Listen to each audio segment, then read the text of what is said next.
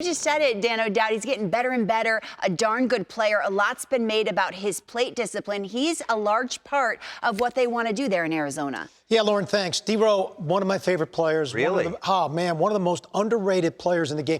Well, first of all, I think he's one of the most selfless players in the game. I think he plays for his team in every aspect of his game. And he came from this guy that was the elite defender, that ran the bases well.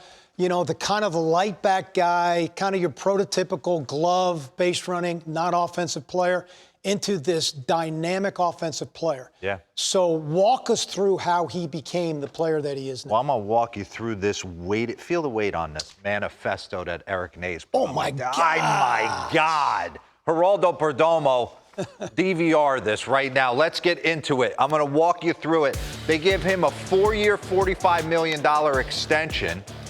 And they had guys like Lawler and some other middle infield prospects. They believe in him as their guy up the chute, and he just keeps getting better and better. Pause this real quick. Look at the Fangraphs war leaders among position players. Aaron Judge, P. Crow Armstrong's too, by the way. Shohei, Witt, Carroll, Perdomo, Tatis. Look at that. I would not have thought that. And that puts everything into perspective. Listen, he's not the fastest guy, but his base running metrics put him at the top. We know he can pick it. And now he's starting to hit from both sides of the plate, and he's made some wholesale changes. I want to take you through the at-bat last night real quick, and I want to show you a Schwellenbach homer. This guy's feeling it at the dish. I mean, this game was getting away.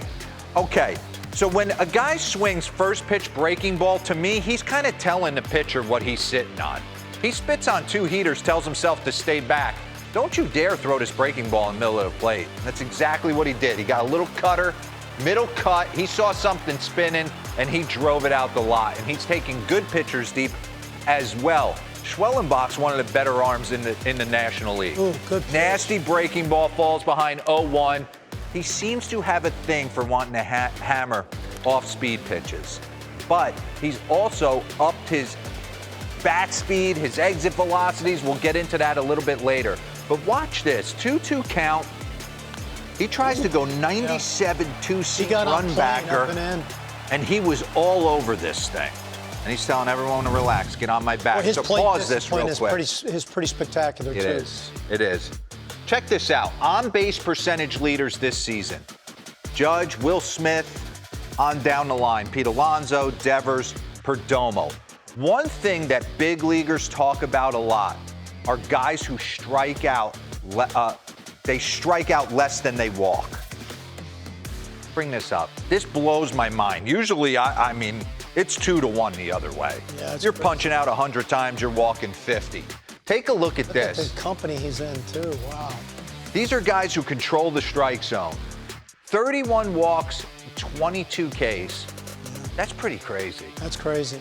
Well, first of all, Bregman, course of his career, he's hitting some balls out of the ballpark, too, which makes it even more special. Okay, so he's a switch hitter. I think it's the toughest thing for me to deal with at the youth level because some of my better hitters want to be switch hitters and then they come up in big spots and they're going to their bad side. And I'm like, it cost me. No, I'm just kidding. It cost me a game, but he's hammering the ball. Don't you switch him at that point in time? No. I look at their dad and I'm like, really? All right, here we go. He's hammering the ball from the right side. So lefties. Different approach from the right side. He does. We're going to get into all the side-by-sides and the tri-screens. Bader and Nays do a fantastic job. He's going oppo at Yankee Stadium. So he's up the chute against his production against left-handers. Bring up that board before we dive into the changes. This is what he's doing versus left-handed pitching. From the right side in the box, he's hitting 373 with an on-base of 407, a slug of 490. But flip it to the left side. See, that's unusual, though, because all of his at-bats usually come against a right-hand pitcher. So to be that affected against left-hand pitching, that's pretty outstanding. I mean, it's pretty astonishing, really. All right, so let's get into his changes. Bring up the tri-screens. Let's take a look. 2022, pretty static, fighting for his life. We've all been there. You're up here like a statue, trying to figure it out, and then you start to have a little confidence. But he was closed. He was closed off in 2023. Yep. And now he's starting to open up a little bit more on the right side. That's where I noticed. Incorporated pause. Yeah, look at his little leg kick. Now he's got a leg kick working. I thought he's getting backside. His open hip too was moving so much better than the other 2 years. See, watch his you hit go open out. up You here. go out and watch. See, look at that. Look at that hit open. Yeah. Hip Are you open up. watching that as when you're going to watch ball? Oh, absolutely. You're Yeah. looking at this stuff, and he's gotten aggressively wider. Yeah, well, and that's where his balance has become so much. His balance, rhythm, and timing have evolved with how much more he's gotten into his legs as he's gone through this. So run this.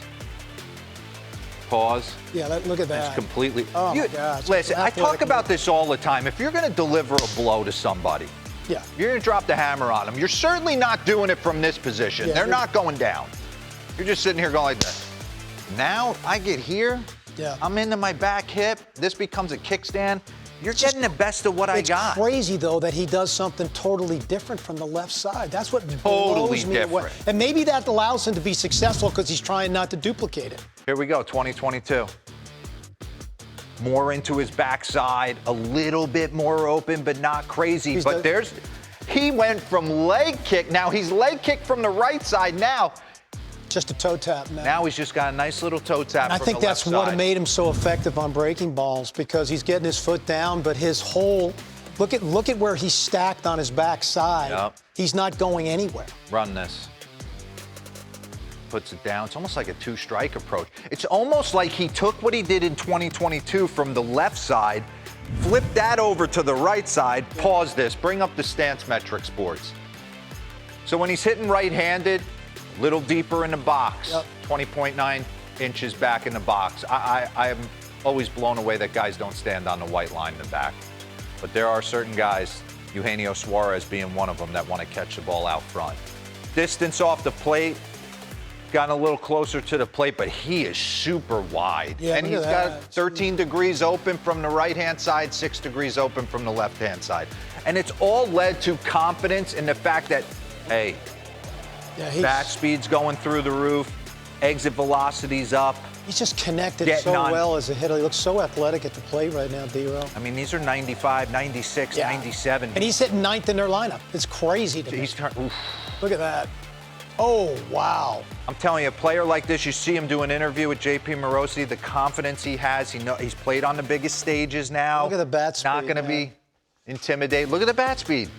Exit velo's gone up almost 4 Look at the hard miles hit an hour. percentage. That means he's seeing the ball so well.